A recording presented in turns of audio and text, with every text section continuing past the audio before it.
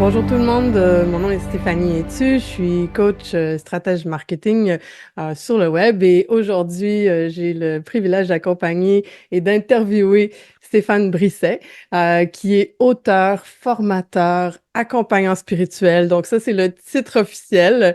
Stéphane, est-ce que tu peux nous Bonjour. parler un petit peu de ton parcours, de qui tu es? Oui, alors c'est toujours difficile de se présenter quand on est dans un chemin spirituel, mais en dehors de ce que tu as dit, ce qui fait ma singularité, bah, c'est que je suis un grand passionné de la spiritualité depuis presque 37 ans maintenant.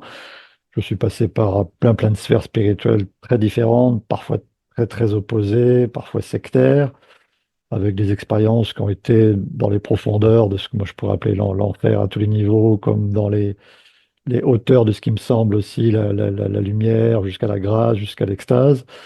Et voilà, toutes ces expériences très multiples dans plein de domaines différents, dans le chamanisme, dans la non-dualité, etc., m'ont amené progressivement, mais sûrement, justement, à trouver enfin ma propre voie spirituelle et ma propre vérité, mon propre chemin. Donc voilà, c'est ce qui fait ma Hmm. singularité, à côté, voilà, de tout ce que j'ai fait, de tout ce que je développe, le fait que j'ai fait de la naturopathie, j'ai fait 25 ans de carrière dans la médecine nutritionnelle et fonctionnelle. J'ai rencontré des milliers de thérapeutes, dont des guérisseurs miraculeux, donc voilà, des exorcistes. Voilà. Donc j'ai croisé beaucoup de gens et tous ces gens-là m'ont beaucoup enrichi et m'ont Donc, tu as, beaucoup un apporté. bagage au niveau de la spiritualité qui est très impressionnant parce qu'il est multidirection, en fait. T'as pas suivi un seul chemin, t'es allé explorer. Ça vient sûrement d'une très grande curiosité naturelle de ta part qui fait que tu te poses des questions et que Oui, tu oui, bah, recherches des réponses. je me considère comme, voilà, comme un chercheur de vérité, un chercheur spirituel, en quête perpétuelle, avec le paradoxe que dans cette quête, bah, il y a déjà des choses qu'on peut trouver, qu'on peut apaiser. C'est le sentiment paradoxal d'être toujours en chemin, tout en ayant l'impression de savoir où se situe déjà, je dirais, un espace en soi où on peut se poser et avoir l'impression d'être complet, d'être là, d'être en paix. Enfin, c'est un Hmm. paradoxe, mais j'aime beaucoup les Et dans, paradoxes aussi.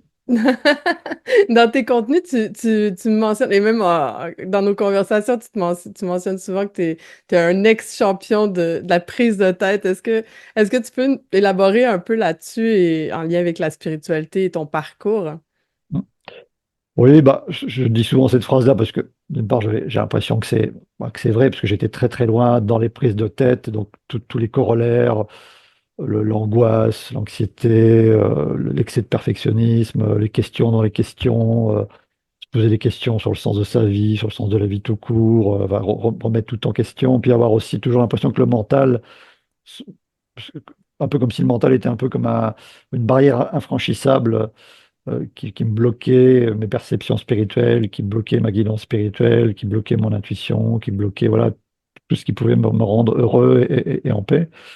Et puis, c'est souvent une phrase que je donne aussi au début de mes accompagnements collectifs ou individuels pour rassurer, parce que je m'aperçois souvent que les gens me répondent, bah oui, moi je suis en face, les gens me répondent souvent, bah, moi je suis la vice-championne ou le vice-champion, la prise de tête. Je m'aperçois que ça résonne beaucoup parce que beaucoup de chercheurs spirituels, en fait, s'aperçoivent très vite que le mental, euh, soit semble poser un petit ou un grand problème, soit semble être un petit ou un grand frein. En tout cas, il est bien présent et on ne sait pas toujours comment se dépatouiller avec le mental, jusqu'au point où certains enseignants, certaines mouvances le diabolisent à outrance, que souvent avec le mental, on parle d'ego, hein, on en parlera peut-être tout à l'heure. Hmm.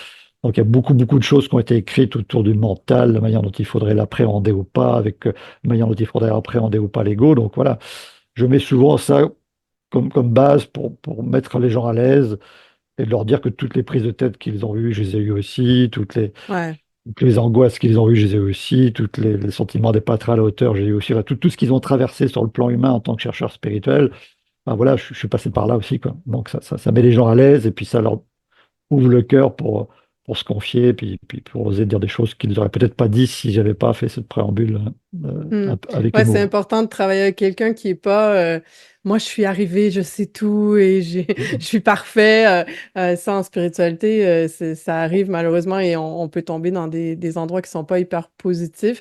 Ouais. Je pense que tu as cette capacité de démontrer que tu es passé par le chemin, mais par plusieurs chemins et que les gens peuvent se reconnaître probablement en toi. Qu'est-ce qui a amené un C'est très, déclic à un moment? je me Oui. permets de, c'est très important ce que tu viens de dire. Justement, en préambule, je pourrais rajouter aussi que je me considère comme l'ex-champion du monde de la prise de tête, mais comme je le dis souvent, j'ai encore des beaux restes. Je reste un être Mhm. humain. J'ai pas la prétention, comme tu viens de le dire, d'être arrivé, d'être abouti, d'avoir tout compris sur tout. J'ai encore des prises de tête, j'ai encore des carences, je suis encore un humain. C'est ce qui me fait que, voilà, je pense que ce qui fait que ça résonne aussi chez les gens. J'ai pas la prétention d'avoir des solutions à tout. Par contre, j'ai réussi à trouver des clés en or qui me permettent je veux dire, de me recentrer, de me repositionner, de me remettre dans mon axe, beaucoup plus facilement, beaucoup plus rapidement, beaucoup plus simplement qu'auparavant, quoi. C'est ce qui fait la singularité des Ouais, clés que j'ai découvertes, c'est que je reviens très très vite et de plus en plus vite dans mon axe quand je me sens un petit peu déséquilibré, quoi. ouais, je pense que c'est un élément qui est hyper important dans un parcours spirituel. C'est d'avoir des outils à un moment donné. Bon, tu les appelles des clés, mais Mm. des éléments qui nous ramènent plus vite parce qu'effectivement, on est humain, la vie continue, on a des tuiles qui nous tombent sur la tête, des beaux moments qui arrivent, et on continue d'être dans tout ça. Et, et c'est vraiment cette capacité à revenir plus vite et à pas sombrer dans quelque chose de négatif pendant des mois, des fois, qui fait une grande, grande différence. Et est-ce que c'est ça qui t'a amené à vouloir, à un moment donné, transmettre, enseigner ou accompagner les gens dans leur parcours spirituel?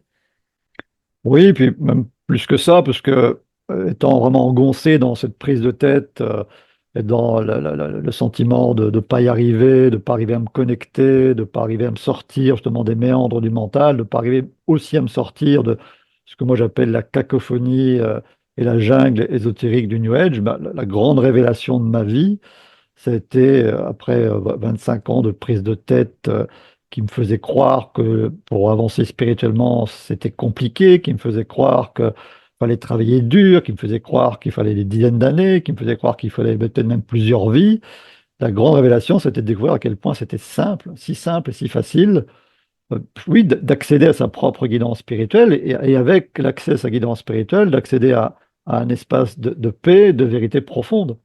Et c'est cet espace-là vers lequel je peux me replonger très facilement et très simplement quand je me sens désarçonné, quand je me sens déséquilibré, quand je me sens stressé. Ben je sais quel chemin à prendre pour revenir très facilement et très rapidement dans cet axe. Et ça, oui, ça a été la grande révélation de ma vie, de m'apercevoir à quel point c'était si simple, si facile. Ça peut se faire Et en à quelques quel secondes. à Ouais. quel moment il y a eu un déclic et tu t'es dit, là, j'ai envie de transmettre ça. J'ai envie de l'enseigner, j'ai envie d'accompagner parce que tu fais de l'accompagnement privé aussi. Mhm. À quel moment tu as, eu ce déclic-là de dire, OK, là, je sens que j'ai fait un bon parcours. Je suis pas, comme on vient de dire, je suis pas rendu et tout va bien 100%, mais j'ai des outils, j'ai des clés, j'ai des choses à transmettre.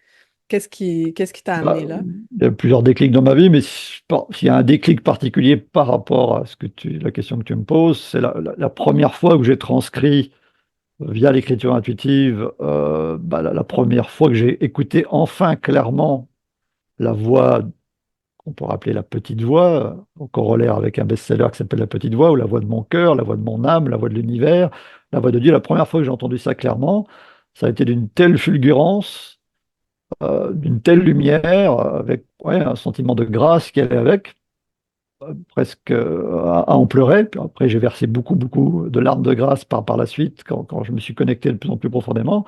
Ça a été une telle joie, une telle révélation que d'apprendre à écouter cette voix enfin clairement, bah, que j'ai commencé à partager tout simplement ça sur les réseaux sociaux. J'ai vu que ça commençait à parler de plus en plus, à plus en plus de gens, puis à créer voilà, une forme d'enthousiasme, de communauté autour de mes textes. Et puis, bah, de fil en aiguille, m'est venu l'idée, l'élan de transmettre ça, parce que comme je le dis souvent, quand on accède à un tel niveau de joie, de paix et de lumière via des choses aussi simples, on n'a qu'un élan, c'est déjà de partager les trésors qui Hmm. viennent à nous dans un premier temps, puis après d'expliquer aux gens comment eux aussi ils peuvent accéder eux-mêmes à ces trésors, quoi. Donc voilà, ça c'était vraiment, oui, la plus grande révélation de ma vie et l'envie vraiment profonde de créer la terre entière, à quel point c'est simple, c'est facile, avec le paradoxe que pour se réapproprier et se réapprivoiser la simplicité, ça demande parfois un petit peu de temps. C'est ça le paradoxe. Alors, Hmm. ce petit peu de temps, pour moi, c'est pas, que tout le monde se rassure, c'est pas 25 ans. Dans le cadre de la formation que je propose, je dirais que ce soit en présentiel ou en distance, que ce soit en 2 jours, ou l'équivalent de 4 semaines pour la formation en ligne, on peut se réapproprier cette simplicité, se la faire sienne avec toutes les autres clés que je donne. Donc, la bonne Ce qui est nouvelle, c'est très, que très, c'est très court, en fait, quand on pense à un voilà. mois de Oui, oui, voilà. versus 30 ans. Verser 30 ans, c'est C'est un très grain court. de sel, là. C'est Ouais, ouais, absolument très, très court, ouais. ouais. Donc, tes enseignements, tu les transmets, bon, tu as tes écrits sur les réseaux sociaux, tu fais des vidéos de temps en temps, tu as des livres, tu as plusieurs livres que tu as écrits, tu as cette formation et tu as aussi choisi de faire de l'accompagnement privé. Ouais. C'est quoi la principale différence entre ta formation, par exemple, et l'accompagnement en privé? Bah, l'accompagnement en privé, que ce soit en présentiel ou à distance, ça se passe souvent sur des sessions de 2 heures. Donc, c'est des gens qui viennent à moi, voilà, au départ pour ce qu'on pourrait appeler du coaching de vie, que je préfère appeler accompagnement spirituel, hein, c'est un peu la même Mhm. chose, c'est un synonyme. Donc, c'est des gens qui sont dans des défis multiples et variés. Ça peut être justement le fait d'être un chercheur spirituel et d'avoir l'impression de ne pas trouver le sens de la vie et de sa vie. Ça peut être des gens qui sont aussi en rupture à plein de niveaux, que ce soit affectif, soit professionnel, des gens qui font des burn-out, des gens qui sont vraiment un peu paumés, un peu perdus dans leur vie, ou tous les gens qui ont des défis relationnels. Enfin, ça peut être très large, mais voilà, c'est vrai que Ouais. j'attire pas mal de chercheurs spirituels qui se sentent un peu perdus, qui ont besoin de trouver le sens de leur vie. Donc ça, c'est un peu comme si j'étais le temps de 2 heures ou plusieurs sessions, un peu leur, oui, leur guide, même si c'est un mot un peu fort, en tout cas quelqu'un qui accompagne, qui guide. Et après, dans un deuxième temps, j'invite toujours les gens qui le souhaitent, bah, à retrouver leur propre autonomie, leur propre souveraineté, puisque moi, ça ne Hmm. m'intéresse pas, en tant qu'accompagnant spirituel, d'accompagner quelqu'un pendant 10 ans, un peu comme des psychothérapies qu'il faudrait faire pendant des années pour espérer avoir un résultat. Moi, très très vite, j'ai envie de communiquer des clés qui permettent vraiment aux gens d'accéder à leur propre guidance spirituelle, d'arriver au stade où ils n'ont plus besoin, quelque part, de contacter des gens comme moi, tout en vivant le paradoxe que même en tant qu'accompagnant spirituel, on peut de temps en temps avoir besoin justement d'être accompagné, d'être coaché ou d'avoir besoin d'une résonance. Il y a plein de choses qu'on sait, mais on a besoin parfois de l'entendre de la bouche de quelqu'un d'autre. Donc voilà, c'est le paradoxe à la fois d'accéder à sa propre souveraineté, tout en ayant de temps en temps quand même besoin Hmm. d'être dans les relations humaines en tant qu'être humain, puisque même Ouais, puis quand on accède à sa vérité, on a besoin de la relation avec l'autre de ben, toute puis c'est façon. vrai dans toutes les industries. Moi, par exemple, je fais du copywriting régulièrement, je fais de la rédaction régulièrement, mais pour mes propres écrits, il m'arrive souvent de me faire coacher par Mhm. un regard extérieur dans plusieurs domaines, on a besoin de des fois, Mhm. on a besoin de s'entendre le dire à voix haute à quelqu'un d'autre, on a besoin d'avoir la rétroaction de quelqu'un d'autre, donc c'est effectivement ça, c'est essentiel. Je pense que les gens qui comprennent la puissance de l'accompagnement privé, c'est vraiment ceux qui veulent aller plus rapidement, qui savent que c'est pas l'autre qui fait pour nous, c'est Mhm. vraiment c'est nous qui font les actions, c'est pas le coach ou l'accompagnant, mais ça nous aide à clarifier tout tellement plus rapidement, Mhm. à aller identifier qu'est-ce qu'on a besoin pour la suite. Euh, Mhm. donc évidemment l'accompagnement privé, c'est pas pour tout le monde. Il y a des gens qui préfèrent aller apprendre par eux-mêmes ou apprendre en groupe ou des choses comme ça. Donc, c'est une des raisons probablement pourquoi tu as créé aussi une formation en ligne pour ceux qui veulent Mhm. apprendre de manière un peu plus autodidacte. Est-ce que tu veux nous en parler un peu? Oui, alors effectivement, la formation de base qui est faite un peu pour les autodidactes, pour donner justement les grandes lignes directrices de toutes, voilà, de toutes les choses que j'ai pu découvrir, de toutes les clés en or que j'ai pu acquérir, et puis de communiquer un peu cette révélation dont je parlais tout à l'heure. Donc ça, on peut la faire en autodidacte. Bien souvent, ça peut suffire, mais encore une fois, comme on vient de le dire, il peut y avoir envie aussi d'aller un peu plus loin, puisque ce que je raconte aussi dans la formation de base, c'est que et c'est ce qui fait aussi le cœur d'une des plus grandes révélations dans la spiritualité, c'est de s'apercevoir que le chemin est sans fin. Que quand on croit déjà connaître par cœur des choses, quand on croit avoir touché des choses qui ont été très loin sur le plan de l'amour, sur le plan de la lumière, sur le plan de la beauté, sur le plan même de notre propre pouvoir, on s'aperçoit que tout ça peut vraiment, enfin ça c'est mon expérience profonde, peut vraiment s'explorer et s'intégrer et s'infuser vraiment à l'infini. Donc il y a des prises de conscience qui peuvent vraiment s'infuser de manière bien plus profonde quand on relit ou quand on repasse des vidéos ou quand on passe par un accompagnement géré en privé. Il y a des moments extrêmement profonds et magiques qui se passent dans le face-à-face en direct avec quelqu'un. Mhm.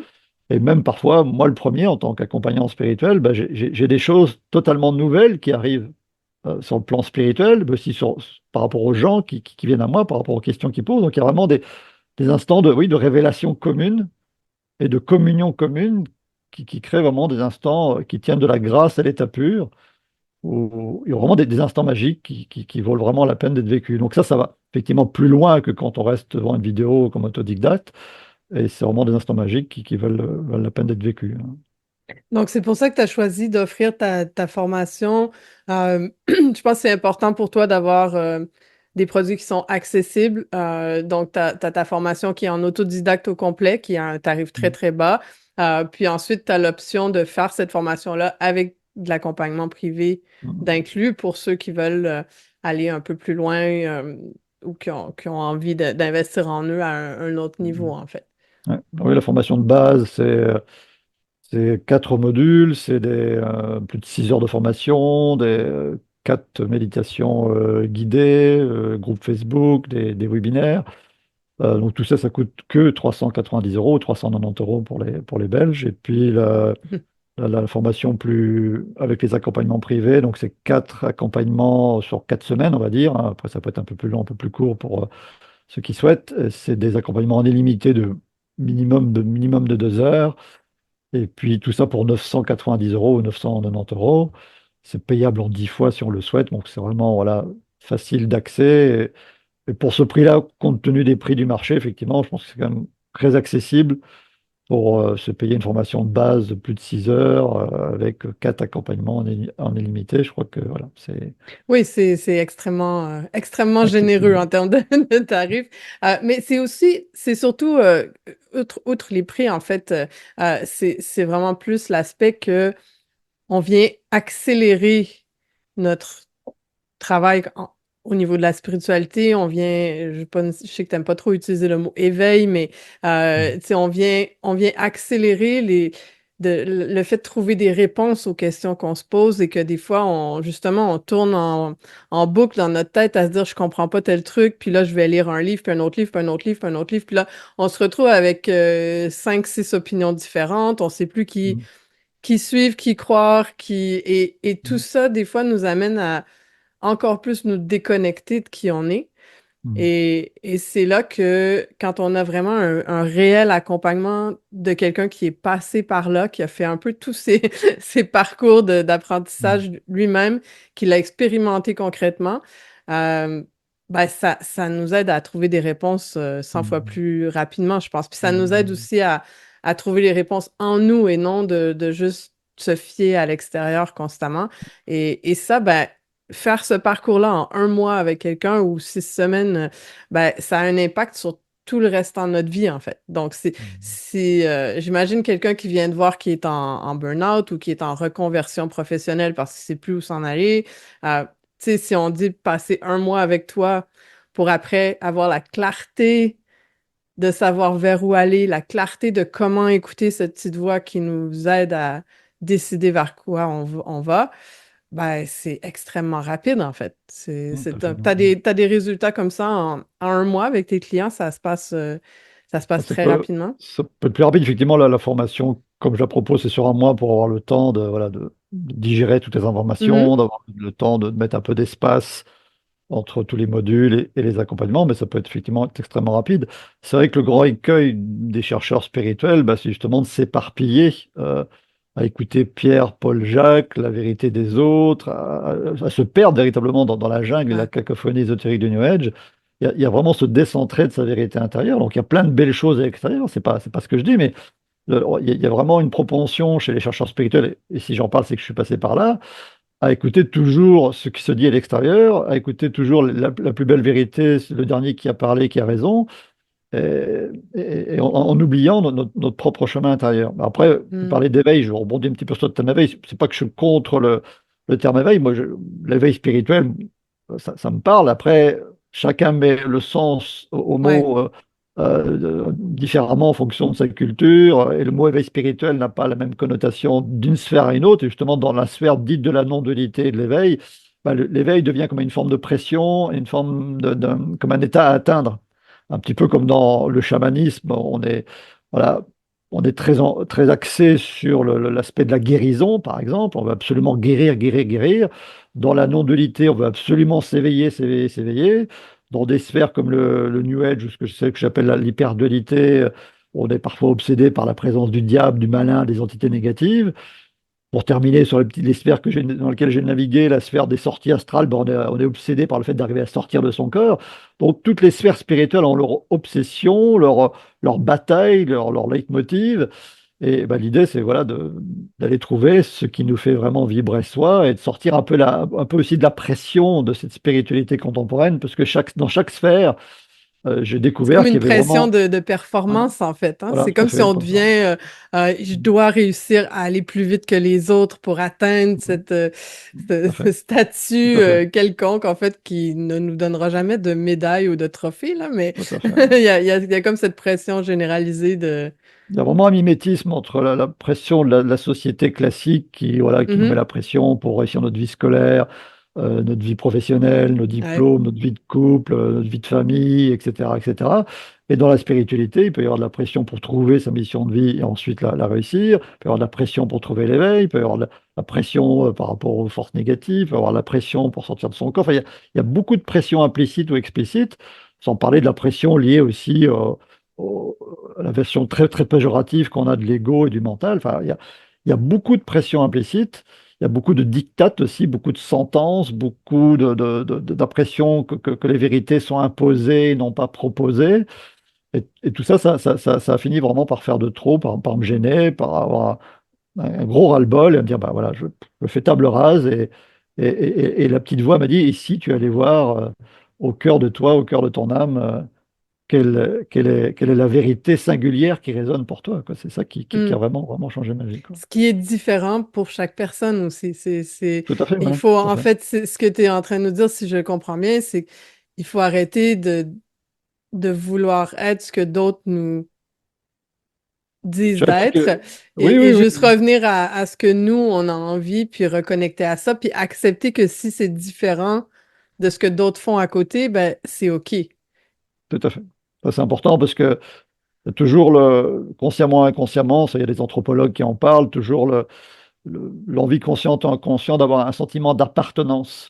Donc d'avoir envie de faire partie d'une famille, quelle que Mhm. soit la famille, que ce soit notre famille de sang. Et puis quand on n'est pas bien dans sa famille de sang, ben, on va avoir tendance à vouloir consciemment, inconsciemment rejoindre une famille spirituelle, sentir qu'on ressemble à d'autres personnes. Ça, c'est humain, c'est normal. Et heureusement que ça arrive. Et les gens qui se ressemblent s'assemblent et se rejoignent. Mais il y a parfois, effectivement, dans ces familles, bah, voilà, des points de vue, des dictats, des enseignements qui mettent de la pression, je trouve.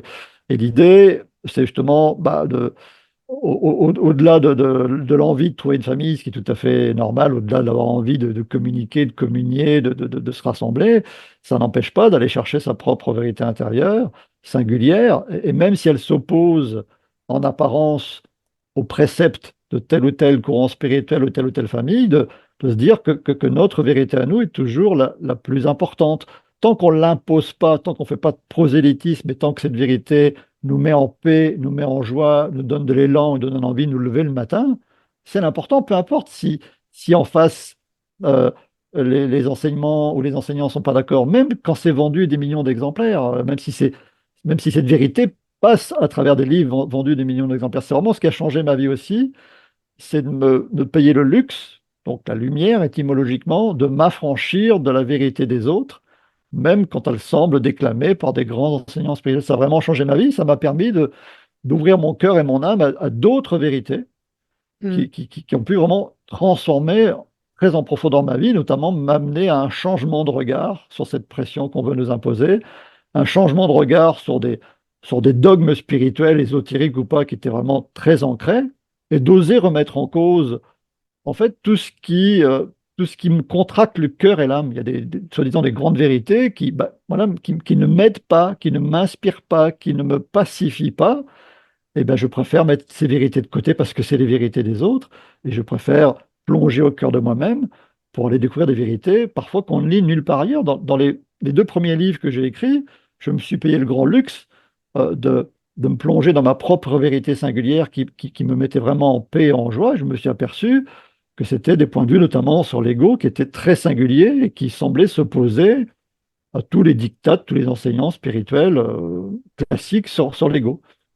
Donc voilà, c'est déjà le changement de regard sur ce fameux ego, le changement de regard sur ce mental est fondamental de mon point de vue. La physique quantique l'a démontré. L'observateur influence ce qu'il observe. Si on pose l'intention de s'observer soi-même avec un autre regard, d'accueillir avec une infinie bienveillance toutes nos ombres et ce fameux ego qu'on diabolise autant, on s'aperçoit que cet ego, plutôt que de rester un diable en soi qui nous pourrit la vie, peut devenir en fait notre meilleur ami, notre meilleur allié.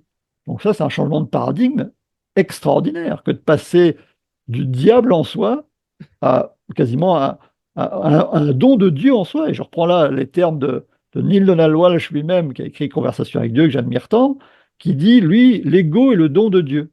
C'est l'une des rares résonances que j'ai vues dans les livres des autres par rapport à ce que j'écrivais moi-même.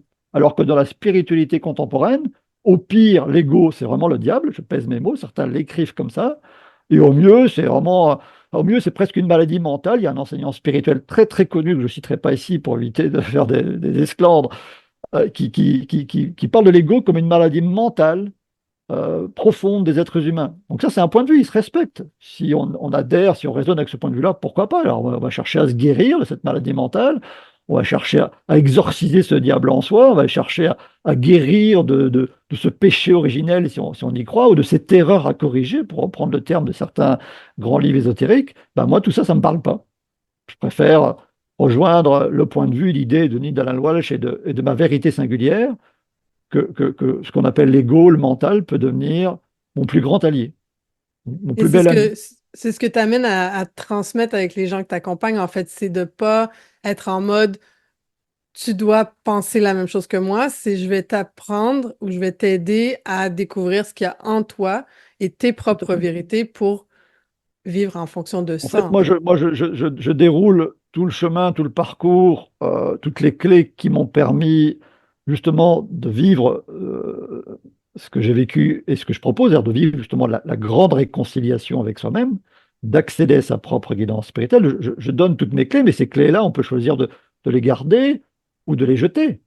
La Mhm. clé comme je viens de le dire, qui ouvre sur le fait que l'ego peut devenir notre meilleur ami, si ça ne nous plaît pas, on peut le laisser de côté. Ce qui n'empêche pas que si notre intention, c'est d'aller découvrir notre propre guidance spirituelle, ben, on va peut-être entendre d'autres choses sur l'ego, qui sera notre vérité singulière. Je ne fais que communiquer ce qui, moi, m'a permis d'accéder à cette paix profonde et à cette réconciliation qui m'a permis enfin d'écouter clairement cette petite voix. Parce que la question à 1 euro ou à 100 000 euros, c'est toujours, par exemple, comment on fait la différence entre la voix du mental et la voix du cœur, ou la voix Mhm. du mental et la voix de la conscience. Comment on fait la différence entre la voix du mental et la voix de l'univers? Ben justement, moi, ma grande clé, ça passe par cette réconciliation-là. Et il y aurait long à dire, parce que toute la formation tourne autour de ça, mais justement, de voir que notre mental et notre ego peuvent devenir des alliés pour mieux écouter et mieux entendre cette petite voix. Et tout ça, voilà, Mhm. ça se décline dans toute la formation, c'est toutes les clés que je donne et que j'approfondis, toute cet apprentissage, cette réconciliation avec soi qui fait qu'on va pouvoir enfin, je dirais, effectivement, faire taire ce parasitage du mental pour entendre enfin quelque chose de clair. Pour reprendre les termes d'un grand physicien quantique qui est très très ouvert à la spiritualité, il dit si le cerveau est l'antenne radio, le cœur est le moyen de régler la fréquence de votre choix. Donc effectivement, la radio qui est dans notre mental, elle peut être potentiellement un peu radio n'importe quoi, radio avec toutes nos angoisses, nos schémas, nos peurs, nos dépressions, notre dépréciation, notre colère, etc. Mais on peut apprendre progressivement mais sûrement à changer de fréquence pour se mettre sur la fréquence de la voix de notre âme, de la voix de l'amour. Et là, au cœur de tout ça, il y a plein de paradoxes. Je vous la fais courte, je la fais simple. Il y a vraiment un moyen de régler la fréquence Et quand la fréquence est réglée, on se pose plus de la question de savoir si c'est vrai ou pas vrai. On se pose plus de la question de savoir comment je fais la différence entre la voix du mental et la voix du cœur. Une fois qu'on est bien branché, on le sait, on le sent, au point où on se sent traversé réellement part en part par des forces, par des présences, par une lumière qui peut aller jusqu'à vous faire pleurer de grâce.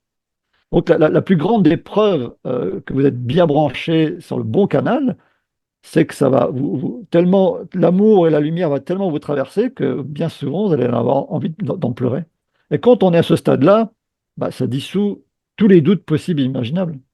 Mm. À ce moment-là, vous dites plus je crois, à ce moment-là, vous dites plus je pense que ou je crois que, vous dire je sais, je sens, parce que c'est ce que je suis dans. Enfin, ce qui me traverse, c'est ma preuve la plus profonde. Mm. C'est à la fois quelque chose qui me traverse et ce que je suis en profondeur. C'est l'ultime paradoxe, c'est peut-être le paradoxe de Dieu. S'apercevoir que Dieu peut nous traverser, qu'à la fois on est Dieu, ou le divin, si on préfère le terme divin au terme Dieu. Donc ça peut aller très très loin quand on est branché sur ce canal ou cette fréquence du divin en soi, c'est proprement infini. On est proprement branché sur un espace d'éternité, d'absolu et d'infinité. C'est pour ça qu'on n'a jamais fini. C'est pour ça que moi j'ai déjà écrit 4 livres, en fait j'ai de quoi en faire 6. Et si je vis encore 30 ans, je pourrais faire encore des dizaines de livres, rien qu'en me branchant sur ce canal de nos profondeurs et de notre essence divine. Voilà, Et qu'est-ce que tu dirais à quelqu'un qui se sent coupable? j'ai dit des mots que j'aurais pas dû dire, je me suis senti coupable parce que là, la discussion s'est mal terminée, j'ai pas osé demander pardon, etc. Enfin, bon, ça concerne des milliers de personnes aussi, hein, ce genre de Mhm. situation. Sentir coupable de ne pas arriver à se maîtriser, maîtriser sa colère, voilà, Et qu'est-ce que tu dirais à quelqu'un qui se sent coupable par rapport à ça? il y aura plein de choses, mais en peu de mots, c'est déjà la racine, enfin, pour faire court, hein, la racine judéo-chrétienne, voilà. Le bien, le mal. Mhm. On est tous influencés consciemment, inconsciemment par notre éducation, qui elle est influencée par notre vision de la vie. Et la vision de la vie, ça rejoint un petit peu ce que dit Conversation avec Dieu, la vision de la vie est influencée par notre vision spirituelle aussi de la vie. Souvent, les gens se culpabilisent qu'ils ont l'impression de faire mal, de prendre la mauvaise voie, comme si justement le mauvais chemin existait, comme si la mauvaise voie existait. Pour moi, ça, c'est une croyance. J'ai écrit une fois une chose qui a beaucoup résonné pour moi. Ça m'a dit, il n'y a pas de mauvais choix parce qu'il n'y a pas de mauvaise voie. Quand on prend conscience, enfin, bon, c'est mon point de vue, hein, c'est ma vérité, je ne dis pas que c'est la vérité, c'est sa même vérité qui m'a mis dans une paix incroyable. Souvent en reliance avec ce que je reçois, et en reliance avec aussi les écrits qui ont changé ma vie, comme Conversation avec Dieu. Quand tu prends conscience que quel que soit le chemin que tu prennes, tu vas toujours à Rome, pour reprendre l'allégorie, tous les chemins mènent à Rome. Quand tu t'aperçois d'ailleurs aussi, même à travers des phrases célèbres de Nelson Mandela, lui, il sait ce que c'est, les épreuves, la souffrance. Il disait dans la vie, par rapport aux échecs justement, il dit soit dans la vie, soit je gagne, soit j'apprends. Et donc moi je dis souvent dans ce que je transmets que quand on apprend quelque chose, même l'énergie du verbe apprendre quelque chose, on gagne quelque chose. Donc dans la vie, soit on gagne, soit on gagne. Donc quand on arrive à faire prendre conscience aux gens que quel que soit le chemin qu'ils prennent, en fait, ils apprennent et donc ils gagnent et qu'il n'y a pas de mauvaise voie et que toutes les voies mènent toujours, même si ça passe par des chemins de traverse, mènent toujours vers un chemin où ils vont se reconnecter à eux, apprendre de la vie et grandir. Eh ben là, déjà, on se fout un peu la paix. Ah oui, ah oui, quoi que je fasse, entre guillemets, c'est bien. Imaginons l'amour inconditionnel d'une mère ou d'un père. Et imaginons que ce père et cette mère soient justement l'image de la vie, l'image de Dieu. Alors, on a l'image de Dieu, oui, le bien, le mal, purgatoire, l'enfer. Mais imaginons que si on changeait de regard sur l'image de la vie de Dieu ou de sa propre mère et de son père, s'ils étaient capables d'un amour inconditionnel, ce père, cette vie, cette force dirait que quoi que tu fasses, où que tu ailles, je t'aime et je serai là pour toi. Tu ne peux pas rater, l'échec est impossible. Ben déjà, on s'apaise, hein. On s'apaise. L'échec est impossible, je ne peux pas rater. Alors que tout ce qu'on a dit sur la pression tout à l'heure, la pression de la vie, même spirituellement, on te parle de mission de vie. Bon, je peux en parler longuement, j'ai fait un webinaire entier là-dessus, mais trouver sa mission de vie, déjà, la pression de trouver sa mission de vie. faut que je la Ouais. trouve, hein, parce que si je la trouve pas, déjà, si je trouve pas ma mission de vie, Je c'est suis un grave. échec. Je suis en échec. Donc si je trouve Ouais. pas ma mission de vie, je suis un vilain petit canard. OK. Et une fois que j'ai trouvé ma mission de vie, mission de vie, le terme, faut que je la réussisse. Et si je la réussis pas, qu'est-ce qui se passe? Qu'est-ce qui se passe? Creusons un peu. Donc, c'est pas bien. Vilain petit canard, je vais être puni. Puni par qui? La vie, mes parents, la société? Si je réussis pas ma mission de vie ou si j'ai réussi qu'à moitié? Qui va me juger? Qui va me condamner? Qui va me mettre au purgatoire? Quand on prend conscience, et c'est là où c'est des croyances spirituelles, quand on prend conscience que rien ni personne ne va nous mettre ni au purgatoire ni en enfer à part soi-même, eh ben on fait le choix de dire bah, ok, je vois la vie autrement pour me foutre la paix et prendre conscience, vraiment dans mon essence et spirituellement, c'est vraiment des croyances spirituelles qu'il faut oser remettre en cause, qu'il n'y aura rien ni personne dans l'univers qui va me condamner quelque part pour quoi que ce soit et surtout pas pour des mauvais choix de ce niveau-là, quoi. C'est pas comme si on était face, et c'est une grande question métaphysique, face à un dictateur qui a fait tuer des millions, des dizaines de millions de personnes. On ne parle pas de ça, même ça on pourra en parler métaphysiquement, mais revenons à nos moutons, oui, j'ai peur d'avoir fait de trouver ma mission de vie, j'ai peur de rater ma mission de vie, ou j'ai peur de prendre la mauvaise voie quand je vais avec quelqu'un, quand je prends tel boulot, quand je fais telle chose. On ne parle pas de tuer des millions de vies, quoi. On parle, oui, j'ai peur d'aller au purgatoire ou en enfer ou d'être jugé par une force invisible parce que je vais peut-être ouvrir la mauvaise porte. Quand on prend de la hauteur là-dessus et qu'on met un peu de la paix là-dessus, on se fout la paix, quoi. Je ne suis pas un dictateur qui a tué des millions de personnes. Simplement, je me demande si j'ouvre la bonne porte. La vie, l'univers me répond, tu ouvres toujours la bonne porte. Donc, les gens qui sont un peu pris là-dedans, qui n'arrivent pas à en sortir, c'est quelque chose sur lequel tu accompagnes, en fait. Et si quelqu'un veut faire ce parcours-là avec toi, euh, avec qui tu as le plus de plaisir à travailler ou à accompagner? Qu'est-ce que ça prend pour Mhm. bien évoluer avec toi si on a envie de travailler avec toi? Avec qui je préfère travailler, tu veux dire? Mhm. Euh, avec tout le monde, on va dire, mais bon, c'est vrai que j'attire souvent quand même des chercheurs spirituels, justement, qui ont déjà soit qui sont débutants, mais souvent c'est quand même des gens qui ont navigué dans pas mal de choses et qui sentent, voilà, de près ou de loin, bah, encore un peu perdus, encore un peu paumés dans la vérité des eaux, dans cette jungle, dans cette cacophonie, avec des gens qui ont vécu parfois des expériences un peu difficiles dans telle ou telle sphère, dans des sphères un peu sectaires, ou même voilà, dans plein de sphères spirituelles, il y a parfois des enseignants, des gourous qui abusent un petit peu de leur pouvoir. Ça, c'est un des grands écueils de la spiritualité, c'est d'abuser un peu du pouvoir qu'on peut avoir sur les autres, des gens qui sont en rupture, voilà, par rapport à leur profession, qui sentent que leur boulot classique, c'est plus fait pour eux, qui ont envie de passer à autre chose, qui ont envie de se reconnecter au vrai sens de la vie, de leur vie, de se reconnecter à leur vraie joie, et oui, de finir par à la fois aussi, toujours, les grandes demandes, c'est de se reconnecter à son cœur, au ciel et à la terre. C'est vraiment trois axes sur lesquels je travaille beaucoup. Souvent, les gens ont l'impression, voilà, d'être un peu des extraterrestres, qui se sont vraiment jamais sentis à leur place sur cette terre, et je leur apprends à la fois à retrouver un ancrage, à se connecter au ciel, puis à se connecter à leur ciel intérieur, à leur essence, pour vivre ce paradoxe dont parlait Tailleur de Chardin, qui disait nous ne sommes pas des êtres humains ayant une expérience spirituelle, nous sommes des êtres spirituels ayant une expérience humaine. Donc c'est vrai que quelque part, on n'est que de passage, on n'est pas chez soi ici en apparence, mais l'ultime paradoxe, c'est d'arriver à trouver les clés pour se sentir chez soi, et se reconnecter à soi, avec un grand S, partout où on est, dans cet univers, et partout où on est dans ce chemin d'incarnation. Donc c'est un paradoxe, mais qui est un merveilleux paradoxe, oui, d'arriver à se reconnecter, à se sentir chez soi, à retrouver la connexion avec sa demeure intérieure, et à ce moment-là, oui, de se sentir à sa place, se sentir à sa place parce qu'on est reconnecté avec ses profondeurs, parce qu'on trouve sa place, sur le plan spirituel, parce qu'on trouve sa joie, on trouve sa paix. Et puis, l'autre grand axe vers lequel je mène les gens en finalité aussi, c'est d'oser être pleinement eux-mêmes. Une fois qu'on a vécu la grande réconciliation avec soi-même, bah, c'est d'oser être soi dans tous les domaines de la vie, quoi. Même Mm. d'aller oser jusqu'à non seulement être soi, mais d'aller aussi rayonner ce que l'on est. Pour même aller plus loin, d'aller oser rayonner sa propre lumière et toute sa beauté.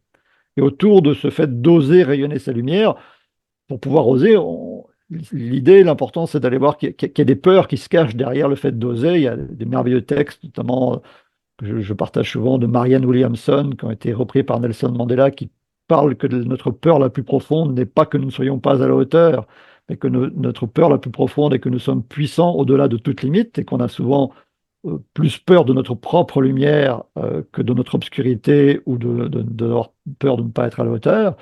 Puis la deuxième peur que j'irais identifier, sur laquelle je travaille beaucoup dans les formations, les accompagnements, c'est la peur de ne pas être accueilli, de ne pas être aimé quand on est en position d'être totalement ce que l'on est et de rayonner sa lumière.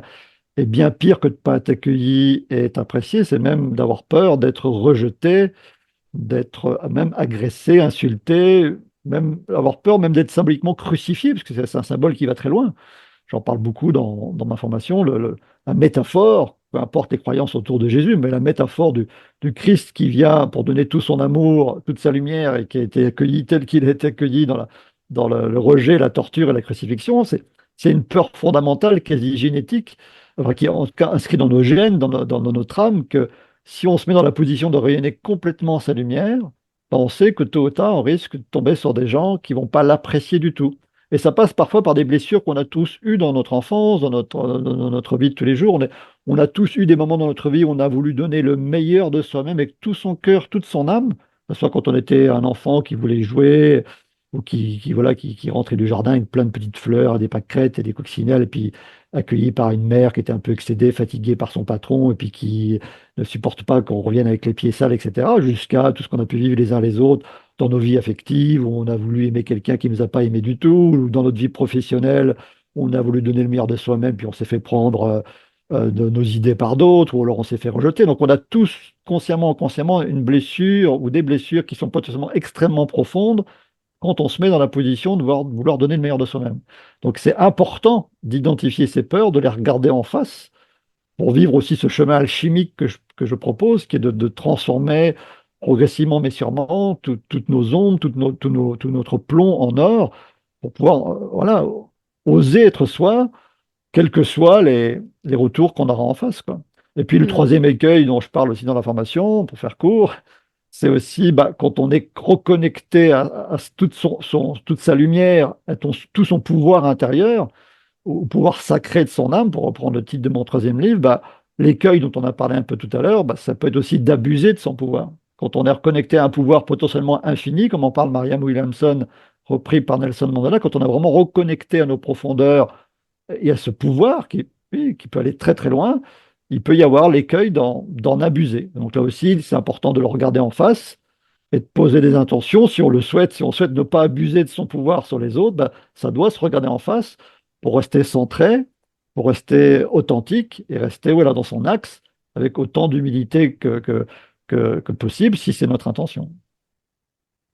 Donc, à la base, pour travailler avec toi, en fait, faut avoir cette envie d'aller explorer tout ça, Mhm. cette envie d'amener un parcours différent dans sa vie, peut-être d'accélérer le fait de trouver des réponses à ces questions et de trouver en soi, en fait, nos propres réponses et ce vers quoi on a envie d'aller. Et ce que j'entends aussi, c'est que tu vas aider à aller justement identifier les peurs qui vont monter en cours de route pour justement les transcender ou les transformer ou euh, faire en Oui, sorte que parce que on arrive à mieux vivre tout ce qui va continuer à se passer en fait. parce que c'est vrai que un écueil qu'on voit souvent, ou en tout cas une singularité ou un grand questionnement aussi des chercheurs spirituels qui cherchent depuis longtemps, quand ils ont l'impression d'avoir déjà beaucoup travaillé sur eux, qu'ils ont l'impression d'avoir fait beaucoup de stages, qu'ils ont l'impression, consciemment ou inconsciemment, d'avoir fait quand même un bon travail, d'avoir guéri plein de choses. La singularité ou la grosse déception, le grand découragement peut arriver quand on revoit passer dans nos vies ce qui semble être des anciens schémas, des anciens écueils. Mm. C'est-à-dire, ouais, après 20 ans, 10 ans, 30 ans, ah, j'en suis encore là. Je croyais l'avoir guéri, je croyais avoir dépassé ça. Donc ça, c'est quelque chose qui est assez singulier, que je vois assez souvent aussi, qui n'est pas toujours très connu. Et c'est important d'y mettre de la conscience pour s'apercevoir qu'on n'est pas tout seul à vivre ça. Et surtout à changer de regard par rapport à ce phénomène. Moi, j'appelle ça un phénomène qui est lié à la sagesse de la vie, à la vie qui va de manière cyclique nous ramener toujours parfois. des choses qu'on croit avoir compris, des choses qu'on croit connaître par cœur, des choses qu'on croit avoir guéries, non pas parce qu'on n'a pas déjà beaucoup travaillé dessus, mais parce qu'il reste ce que pour moi je pourrais appeler des fonds de casserole, quoi. Il reste toujours quelque chose encore à nettoyer pour aller plus en profondeur dans le processus alchimique de transformation de l'ombre en lumière. Ben, il peut y avoir parfois des ombres dont on n'a pas toujours conscience, des miettes qui sont encore à nettoyer. Et ce processus cyclique n'est pas là pour nous dire qu'on n'a rien compris, qu'on est des vilains petits canards et qu'on a fait tout ça pour rien. Non, c'est vraiment pour aller toujours plus loin dans ce processus alchimique, à la fois oui, d'élévation, de purification, entre guillemets, et de transcendance et de transmutation. Et ça, c'est important de bien le voir pour pas se décourager, quoi.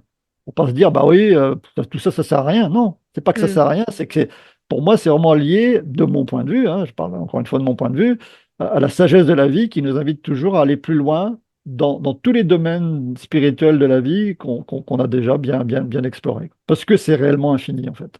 Et, Ouais, c'est ça. ça peut être déstabilisant, parfois un peu décourageant, mais en fait, quand on s'ouvre vraiment à la bonne nouvelle de l'infinité, en fait, c'est fulgurant, c'est vertigineux, c'est merveilleux, et c'est magique, en réalité. Hmm.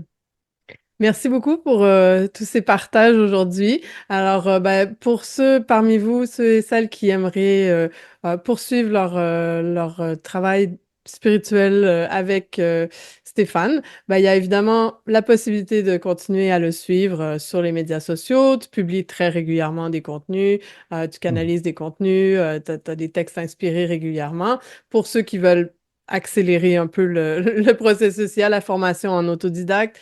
Il y a la formation en autodidacte avec accompagnement et tu fais de l'accompagnement privé aussi à côté pour ceux Mhm. qui ont envie de cette formule-là. C'est pas pour tout le monde. Chacun, je pense que c'est ce qui est intéressant dans ce que tu proposes, c'est que tu as quelque chose pour tout le monde, en fait. Tu as tes Mhm. livres, tu as tes contenus gratuits, tu as tes webinaires, une formation super accessible, de l'accompagnement privé. Donc, je pense que tout le monde peut y trouver ce dont il a besoin. Alors, ben, vous allez trouver sous la vidéo, au-dessus, à côté, dépendamment sur quel endroit vous, vous le voyez, les liens vers les endroits où te suivre. Je te laisse nous laisser un petit mot de la fin pour clore cette entrevue.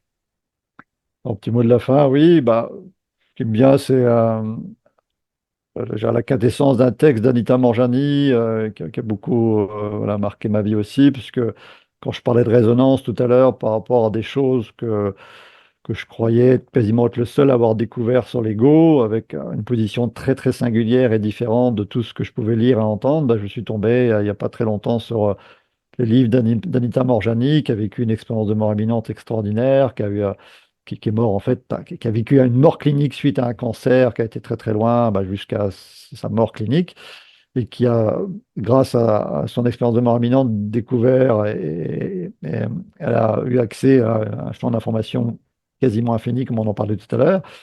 Et j'ai été subjugué de découvrir son chapitre sur l'ego, puisque c'était quasiment mot pour mot ce que j'avais écrit moi-même 4 5 ans avant dans mes propres livres, avec l'impression voilà, d'avoir du plagiat, un plagiat de lumière, on va dire.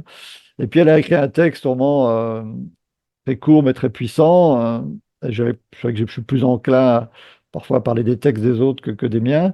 Et elle parle d'un texte qui parle de tout ce qui compte dans la vie, que toute sa vie, on lui a dit de se rétrécir pour éviter d'insécuriser les autres. On lui a dit de faire attention à qui elle aimait pour éviter d'avoir le cœur brisé. On lui a dit de faire attention de ne pas trop se montrer pour éviter voilà, d'attirer trop l'attention sur elle. Et elle a fini par mourir tellement elle a voulu se rétrécir pour éviter d'insécuriser les autres ou se rétrécir pour plaire à tout le monde.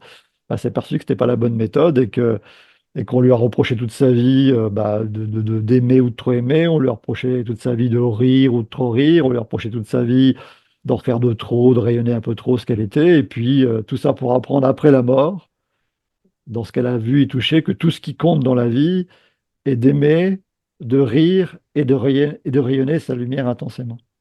Et moi, j'ai vraiment à cœur, justement, c'est un peu ma boussole, hein, les messages qui sont transmis par les expérienceurs de mort imminente, ça me recadre toujours sur l'essentiel en soi aussi, Moi, j'ai vraiment à cœur déjà pour moi-même, et puis dans ce que je peux se transmettre, voilà, d'aimer ou d'apprendre à aimer, ou de continuer à apprendre à aimer, de rire ou d'apprendre à rire si on a parfois du mal à rire de soi ou de ce qui peut nous arriver, et puis surtout d'apprendre à oser rayonner de plus en plus profondément sa lumière. Donc voilà, c'est vraiment les trois boussoles que j'ai à cœur de vivre et de transmettre. Merci. Merci à toi Stéphanie pour ce beau moment. Et puis je vous dis à tous à très bientôt à travers tous les liens que effectivement je mettrai sous ou au-dessus de la vidéo. À très bientôt. Merci.